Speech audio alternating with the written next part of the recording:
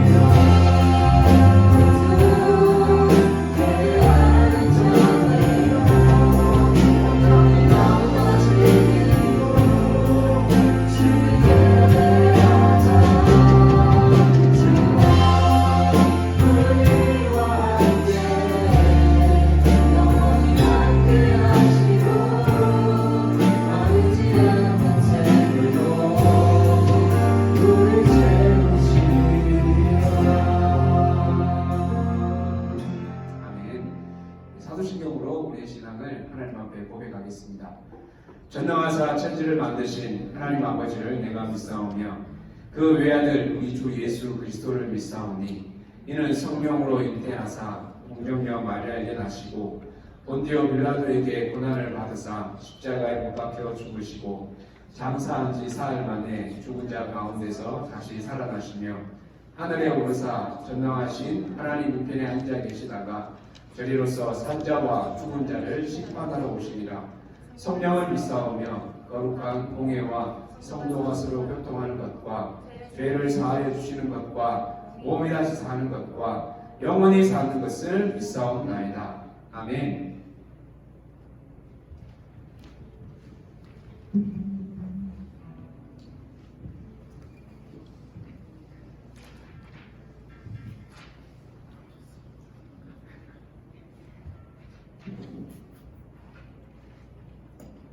찬양하시겠습니다.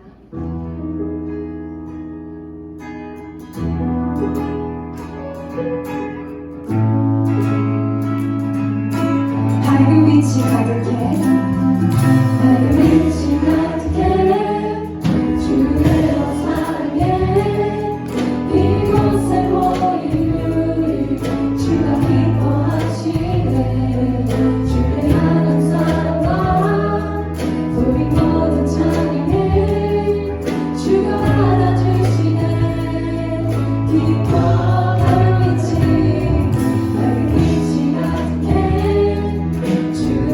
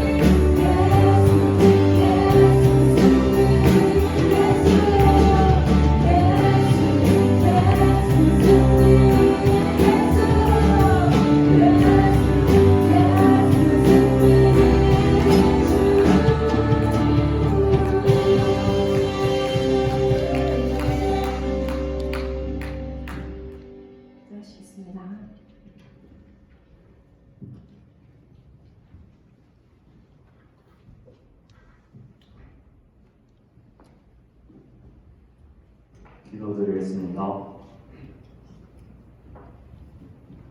하나님 아버지, 오늘도 주일을 맞아 주님께 예배드릴 수 있는 자리에 불러주심을 감사드립니다. 주님께 찬양 올려드릴 때 은혜 주신 동안 감사드립니다. 일주일 동안 신앙생활하며 죄로 붙잡혀있던 순간들과 넘어졌던 연약한 우리의 모습을 주님께 내려놓습니다. 그 죄들을 회개합니다. 용서해 주세요. 죄로부터 멀어지고 주님의 모습을 닮아가려 하는 저희 다짐은 주님께서 함께 해주시고 말씀으로 다시금 믿음을 굳건히 세워주세요. 그 청년부와 그들의 가족의 영육간의 건강을 위해 기도드립니다. 학업 중에서 또는 일터에서 건강 문제로 지장이 생기지 않도록 도와주시고 또 아파서 교회에 나오지 못했거나 회복 중에 있는 분들은 주님께서 말끔히 치료해주세요. 매주 주님께 올려드린 찬양을 준비하는 찬양팀과 또 열심히 우리 공동체를 위해 섬겨주시는 임원들, 주님께서 그들의 섬김을 기쁘게 받아주시고 노상 가운데 은혜로 더욱 채워주세요. 설교를 준비하신 목사님의 말씀에 주님의 능력을 더해주시고 저희에게는 정확한 말씀의 메시지를 이해하고 각자의 삶을 적용할 수 있는 지혜를 주세요. 예배의 시종을 주님께 아낍니다. 예수님의 이름으로 기도드렸습니다. 아멘.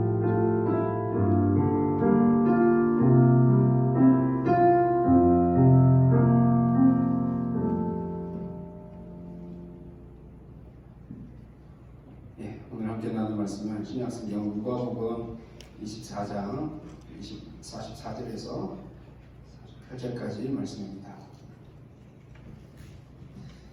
누가복음 마지막 장인데요. 24장 44절에서 48절까지 같이 읽겠습니다. 시작.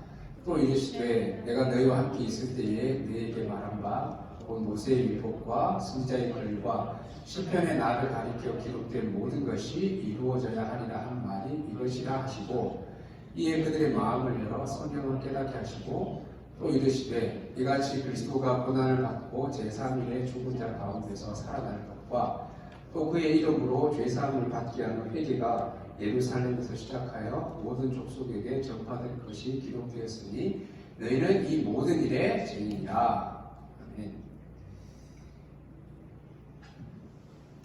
며칠 전에 그 뉴스에 보니까 캐네디안 인구의 한 절반 정도가 코로나를 이렇게 겪은 그런 상황이라고 이렇게. 그래서 우리도 어떻게 보면 둘 중에 한 명은 이렇게 걸렸다가 다 생존한 코로나 생존자들이 모여서 예배를 드리고 있는 그런 상황이 아닌가 생각이 되어지는데요. 또 4월 마지막 주일을 맞이하면서 4월을 또 건강하게 보내고 함께 또 예배 자리에 나온 것이 감사하게 생각되는 그런 시간. 여러분 고난 주간을 보내고 이제 그 부활 주일을 지나면 예수님 부활하신 것으로 이제 모든 것이 정리되고 그 이후에는 그 뒤로부터는 또 이제 부활에 관해서 별로 이렇게 우리가 생각하지 않고 부활이 우리에게 어떤 의미와 또 가치에 대해서 별로 우리가 소리하고 지나갈 수 있는데 사실은 예수님이 그 부활하신 이후에 승천하시기 전까지 40일 정도 이 땅에 계시면서 그 부활 이후에 아주 중요한 일을 마지막 어떻게 보면 미션을 이렇게 마무리하고 가신 것이죠. 이게 무엇인가? 어떤 일을 이렇게 잘 마무리하고 가셨을까요? 부활 이후에. 그 예수님의 부활 소식을 다른 제자들이 부활했다는 소식을 전해 들었음에도 믿지 못하고 엠마오로 내려가던 두 제자들에게 예수님이 자신을 이렇게 나타내시고 또 11제자가 모여있는 곳에 나타나셔서 예수님이 내 손과 발을 보고 나인 줄 알라. 또 나를 만져봐라. 영은 살과 뼈가 없으되 너희 보는 바와 같이 나는 있느니라. 이게 어떤 의미입니까?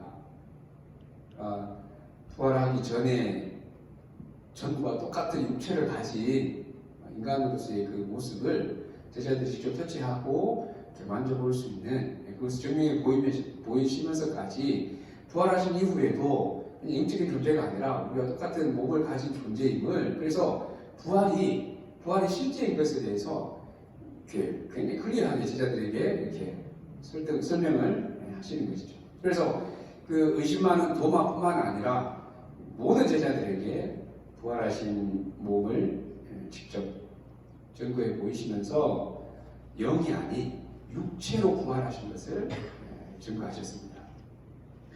그래서 그 사도행전 1장에도 보면 승천하시기 전까지 예수님의 행적에 대해서 기록을 하면서 이렇게 기록을 하죠. 그가 고난 받으신 후에 또한 그들에게 확실한 많은 증거로 친히 살아계심을 나타내사, 부활을 이렇게 나타내 보시고 40일 동안 그들에게 보이시며 하나님 나라의 일을 말씀하시니라. 그 전까지 제자들이나 백성들이 하나님의 나라에 대해서, 하나님의 일에 대해서 그냥 약간 어떻게 보면 추상적이고 뜬구름 잡는 얘기처럼 그렇게 받아들일 수 있었는데, 자신의 부활을 이렇게 적극적으로 제자들에게, 사람들에게 증거하시면서 이제는 받아들일 수 있는 그런 때, 수준, 상황이 되었기 때문에 더 그것에 관해서 말씀하시는 것을 보게 됩니다. 그래서 자신이 이제 승천하시지만 그 남은 제자들에게 그들을 예수님의 그 부활의 증인으로 세우고 그들을 이제 세상 가운데 파송하는 일을 하신 것이죠. 이것이 예수님이 이 땅에서 마지막 어떻게 보면 중요한 미션이었음을 알 수가 있습니다. 자, 그래서 지난 주일에 봤던 것처럼 그 예수님의 부활 이후에 제자들의 어떤 그 사역적인 정체성, 그것이 바로 사역의 핵심이 바로 예수님의 부활을 증거하는 증인으로서의 그 삶이 제자들의 새로운 삶의 시작이 되었고, 그것이 그들의 삶의 가장 핵심적인 삶의 미션이 된 것을 볼 수가 있었습니다. 자, 그 부활을 직접 목격한 제자들뿐만 아니라 우리는 물론 예수님의 부활을 우리의 눈으로 직접 보지는 못했지만 그 부활을 믿고 함께 동참한 자로서 제자들에게 주셨던 그 미션이 오늘 우리에게 그대로 이렇게 내려오고 있는 것을 우리가 기억을 해야 되는 것이죠. 그래서 부활을 믿는 것으로 끝이 아니라, 부활은 새 창조의 시작이기 때문에 부활을 믿는 자는 그 새 창조에 동참을 하게 되었고, 완성은 우리의 어떤 육과 영의 새로운 창조의 완성은 나중에 천국 가서 이루어지지만, 이 땅의 삶을 살아가는 동안 우리 안에 그 새 창조가 이루어졌음을, 그래서 완성을 향해 나아가고 있는 과정 중에 있음을 우리의 삶으로 그것을 증명해내는 것이 우리에게 맡겨진 삶의, 하나님의 자녀로서의 삶의 목적이자 이유인 것이죠. 그래서 부활의 증인으로서 삶이 지금 우리에게도 똑같이 주어져 있는 책임이 있습니다.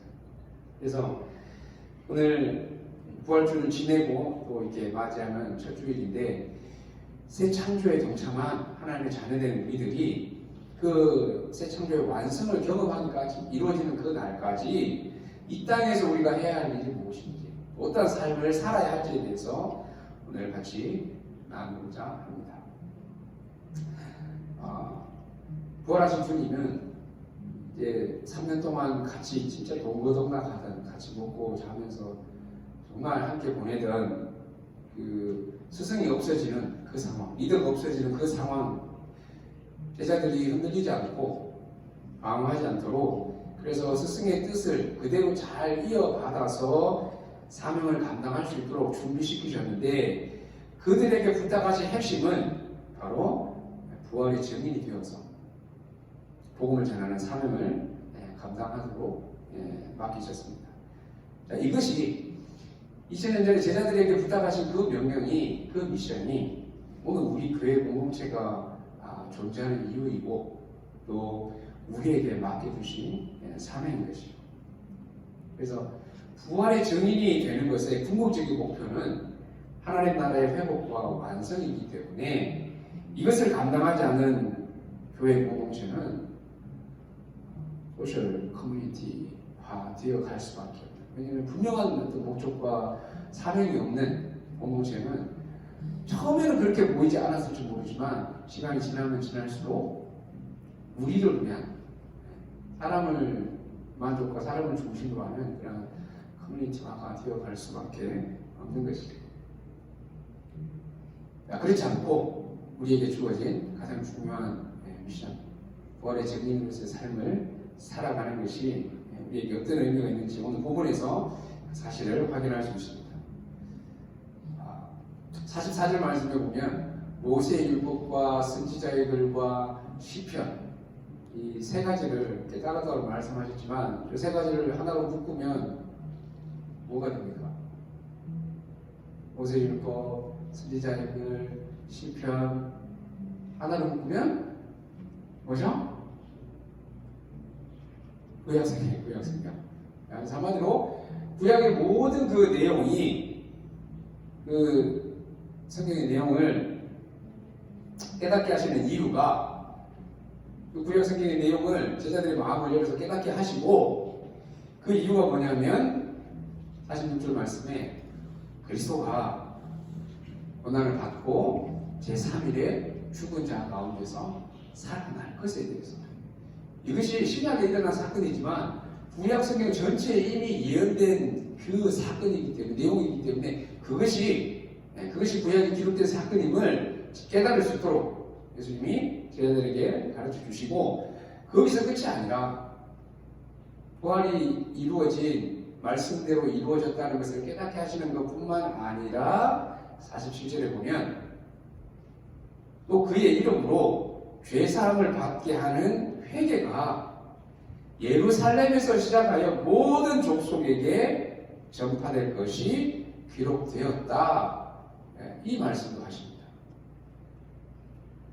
두 가지를 제자들에게 깨닫게 하시죠.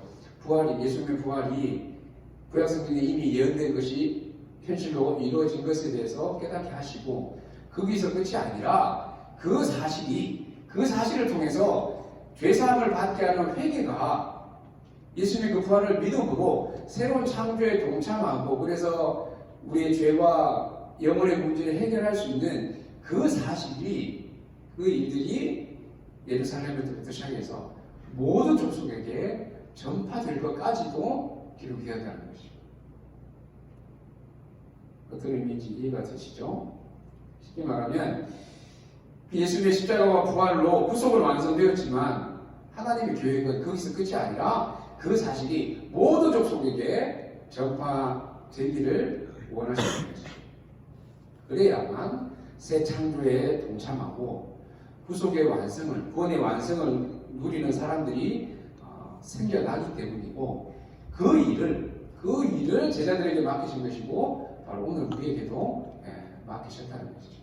왜냐하면 저 완성이 주님 다시 오실 때까지 계속해서 이루어져야 되는 과정이기 때문에 미션이기 때문에 저 일을 우리에게도 맡겨 주신 것이고 교회 공동체가 존재하는 이유인 것이죠.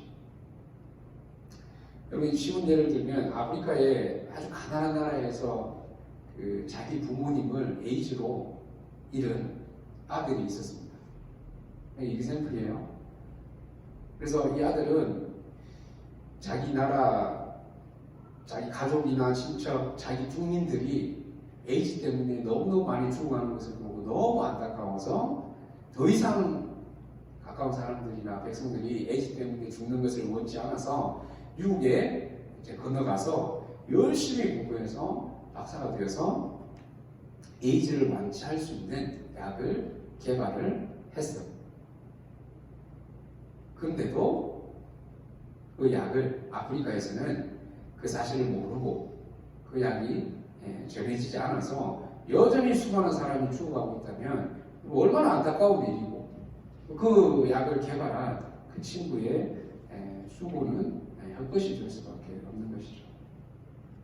마찬가지로 예수님이 누구든지 주의 이름을 부르는 자는 구원을 받으리라. 여기 누구든지에는 어떤 인종, 지역 리밋이 없는 것이죠. 누구든지 everyone.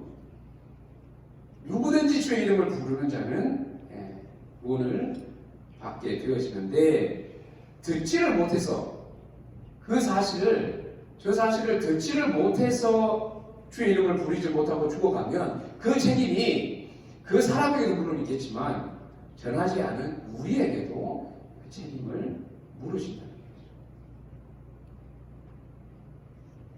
그래서 죄사함을 받게 하는 회개, 이것을 예수를 믿음으로 우리의 죄 문제와 영원한 생명을 얻게 된다는 쉽게 말하면 복음을 의미하는데, 부활 이후에 제자들 바울이 생명을 걸고 전했던 것이 바로 이 복음이고 이 사실을 전한 것이고, 이것은 예수님이 처음 명령하신 것이 아니라 이미 기록된 말씀의 성취임을 강조하고 있는 것입니다. 구약 성경에서부터 예수님의 부활 사실뿐만 아니라 그 부활을 통해서 모든 민족에게 이 복음이 전해질 것까지도 구약에서 이미 예언된 사건이 이루어지게 된 것이라는 것이죠.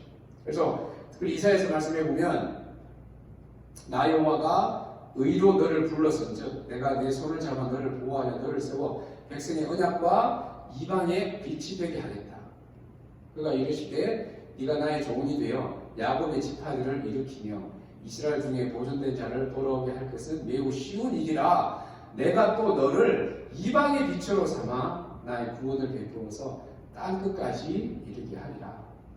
구약에서 이미 메시아를 통해서 어떤 일들이 이루어질 것인지, 부활뿐만 아니라 그 메시아의 부활을 통해서 이방의 빛으로 땅 끝까지 그 소식이 전해지게 될 것을 이미 말씀을 하신 것을 볼 수가 있습니다. 그래서 이 죄사함을 받게 하는 회개, 복음이 전해질 것을 선포하셨고 그 일을 제자들에게 맡기신 것이고 주님 다시 오실 때까지 우리에게도 맡기셨기 때문에 우리가 이 일에 최선을 다해야 하고 다음 세대에 계속해서 전수되어야 할 책임을 우리에게 주어져 있는 것입니다. 그래서 마지막 48절을 보면 너희가 이 모든 일의 증인이다. 우리가 이 일의 증인이 되어야 할 것을 말씀하고 있는 것입니다. 여러분, 정의는 우리가 잘 알듯이 분명한 본계 있는 목격자를 의미하는 것이죠. 3년 동안 제자들이 예수님하고 같이 다니면서 예수님이 보여주신 것이 무엇입니까? 내가 하나님의 아들일 뿐만 아니라 하나님이신 것을 제자들에게 계속해서 보여주신 거예요. 근데 아무리 말로 설명해도 믿지를 못하니까 우리도 마찬가지잖아요. 아무리 우리 눈앞에 예수님이 있다고 하더라도 아마 그냥 말로만 그렇게 내가 하나님이라고 했을 때는 아마 저도 믿기가 쉽지 않았을 것 같아요. 그래서 말로 아무리 설명해도 믿지 못하니까 내가 아버지 안에 가고 아버지께서 내 안에 계심을 믿으라.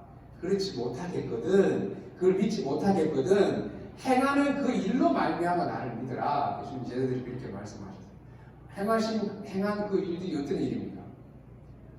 바람과 바다를 잠잠하게 하고, 또 눈먼 사람, 중풍병, 문둥병 든 자를 고쳐주시고 귀신을 쫓아내고 심지어는 죽은 사람을 살리고, 그래서 더 이상 어떻게 보여줄 수 없을 만큼 다 보여주시고,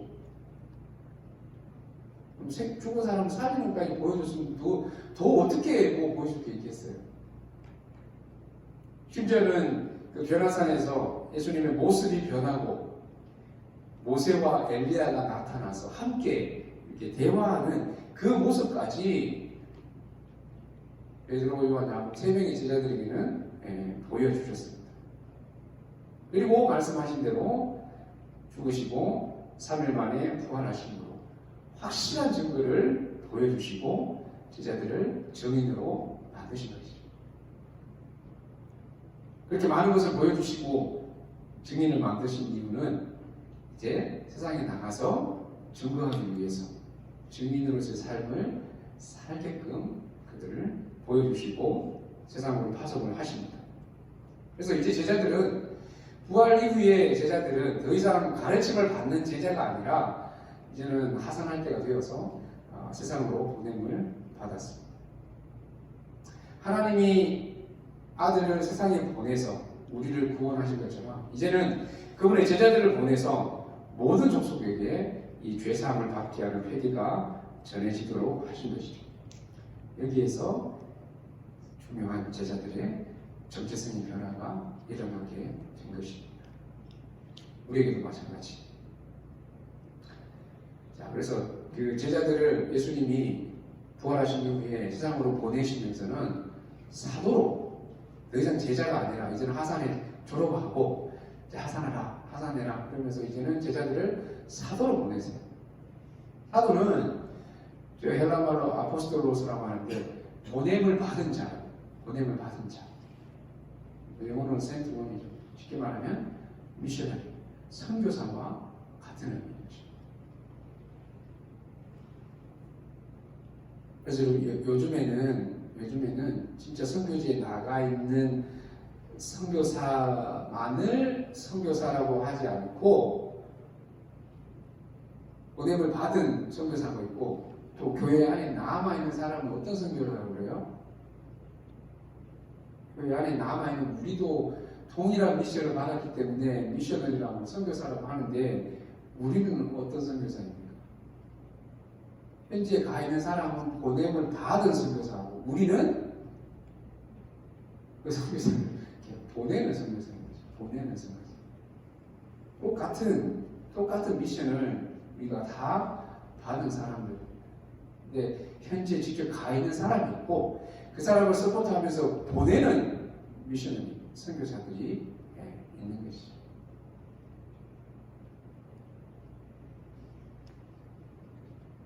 제가 아는 분 중에 에드먼턴에서 우체국 일을 하시는데 요즘은 차로 돌리는 경우는 좀 아직도 약간 외곽, 약간 시골 동네는 걸어 다니면서 이렇게 그 편지를 전달을 하는데 자기가 일하는 그 바운더리를, 일하는 구역을 매일 땅밟기 하듯이 그 마음을 가지고 만나는 사람들을 사랑으로 숨기면서 이제 시간이 오래 지나면 한 집 한 집 상황을 다 이렇게 알게 되는 거예요. 그래서 어떤 일들이 있고 가족 안에서 어떤 상황들이 있고 그걸 다 알게 되니까 그 가족들하고 그 사람들에게 예수님을 전하는 기회를 찾으면서 물론 일을 열심히 우체국으로서 일을 열심히 하기도 하지만 그 일을 통해서 복음을 전하기 위해서 애쓰는 그 마음을 늘 잃지 않고 그 일을 감당하고 있는 그런 모습을 보게 됩니다. 그래서 제가 멋진 그 직함을 만들었어요. 포스트맨과 미셔너리를 합쳐서 포셔너리.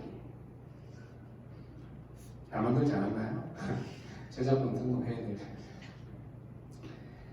우리도 마찬가지입니다.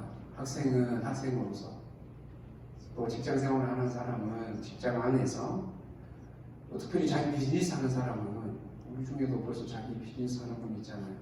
자기 비즈니스 하는 사람은 그 일을 통해서 물론 우리가 현실의 삶을 살아야 되기 때문에 재정적인 그런 부분들도 마땅히 채워야 되지만 그 일을 넘어서 부활의 증인으로 선교사로서의 삶을 살아가는 것이 부활 이후를 살아가는 하나님의 자녀된 우리의 모습, 우리의 삶의 정체성, 목적이 되어야 한다는 것이죠.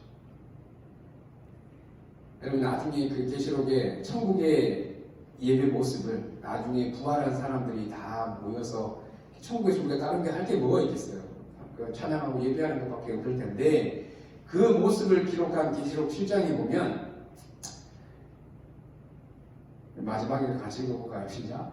이 일 후에 내가 보니 각 나라와 족속과 백성과 방언에서 아무도 능히 셀 수 없는 큰 무리가 나와 흰 옷을 입고 손에 종려 가지를 들고 보좌과 어린 양 앞에 서서 큰 소리로 외쳐 이르되 구원하시니 보좌에 앉으신 하나님과 어린 양에게 있더라.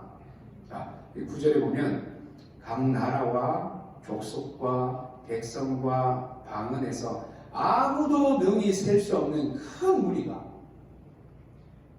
그 이단에서 얘기하는 14만 4천 명이 아니라 그 인원을 넘어서 각 나라와 족속과 백성과 방언, 어떤 의미입니까? 온 세상에서 셀 수 없을 만큼 큰 무리들이 구원을 받아서 천국에 있을 텐데, 여러분 그 무리에 당연히 우리도 포함이 되어야 되지만 누구든지 주의 이름을 부르는 자는 그곳에 함께 있을 것이기 때문에 이 온 세상에 있는 사람들이 저 자리에, 저 인원에 포함되기 위해서는 먼저 믿는 우리를 통해서, 부활의 증인으로 먼저 부름을 받은 우리를 통해서 저 일이 이루어지게 하시는 것이죠.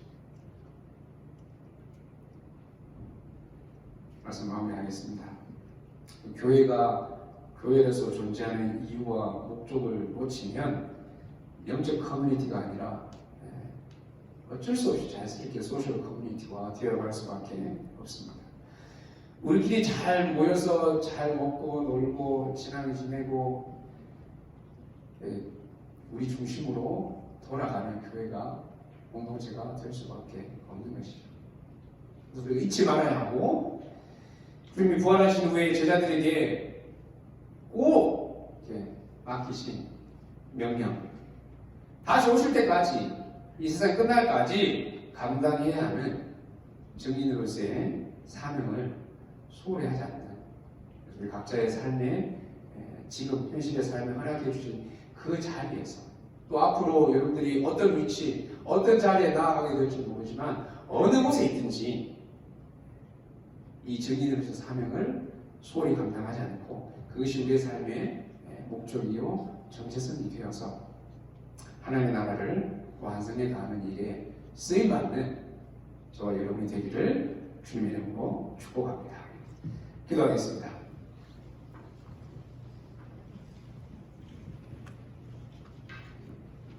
여러분, 우리가 선교제에 나가 있는 선교사뿐만 아니라 우리도 교회 안에 마땅히 선교사로서의 사명을 똑같이 받은 사람입니다. 단지 우리가 지금 어디에 있느냐, 그 차이밖에 없는 것이죠. 말과 나라가 다른 민족에 가 있는 사람도 있고, 또 내가 살고 있는 이곳에서 동일하게 또 이 사명을 감당하는 자리에 하나님이 맡겨주신 것, 그 차이밖에 없습니다. 그래서 선교나 복음의 증인이 되는 것은 특별한 부름을 받은 사람만이 해야 되는 것이 아니라 모두에게 주어진 동일한 사명이기 때문에 어떻게 무엇을 해야 할지는 각자의 형편과 사정에 따라 다를 수 있지만 똑같은 미션이 우리에게 주어져 있기 때문에 우리가 할 수 있는 최선의 노력과 섬김, 헌신을 통해서 하나님의 증인이 되어지는 부활의 증인으로서 삶을 살아가는 것이 우리에게 주어진 또 하나의 사명입니다. 여러분, 다시 한번 내 삶의 목적과 또 방향과 정체성을 다시 한번 생각해 보면서 무엇을 위해 살고 있는지 우리 자신의 모습을 다시 한번 돌아보고, 오늘 말씀을 통해서 다시 한번 부활을 경험하고 새 창조에 동참한 주의 백성으로서 우리가 이 사명을 가지고 감당해 나아갈 수 있도록, 그래서 우리를 부르신 그 자리에서 부활의 증인으로 미셔너리로서의 삶을 살아가는 저와 우리 공동체 되어지기를 소원하면서, 하나님 앞에 다시 한번 우리의 삶을 내어놓고 결단하면서 우리 같이 기도하며 나아가겠습니다. 기도하십시다.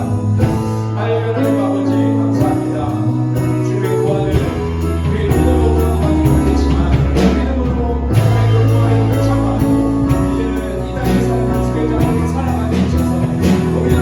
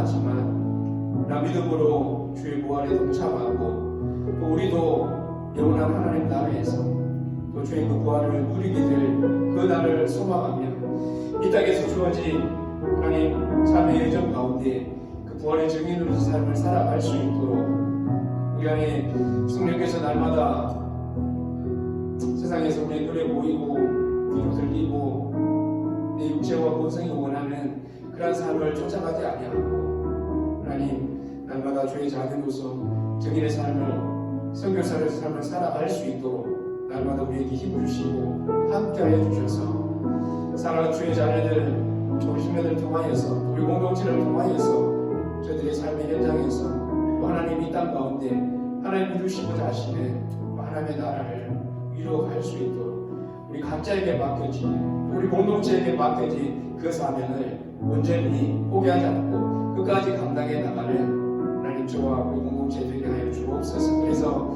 사람의 중심이 되어지는 소셜 커뮤니티가 아니라 정말로 스피리추얼 커뮤니티가 되어가는 우리 공동체가 될 수 있도록 날마다 우리 안에 하나님 이 부활이 또 성령께서 함께 하시는 귀한 공동체가 되게 하여 주옵소서.